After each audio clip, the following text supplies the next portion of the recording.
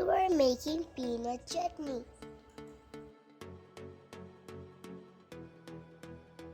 Take 1 cup peanut.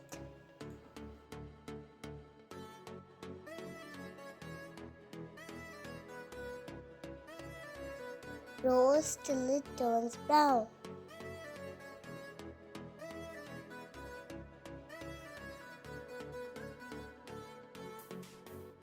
Cool it and peel it.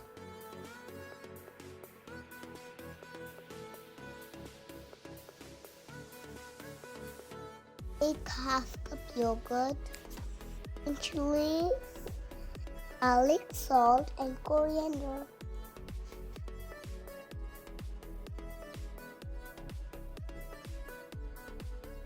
To make a smooth paste.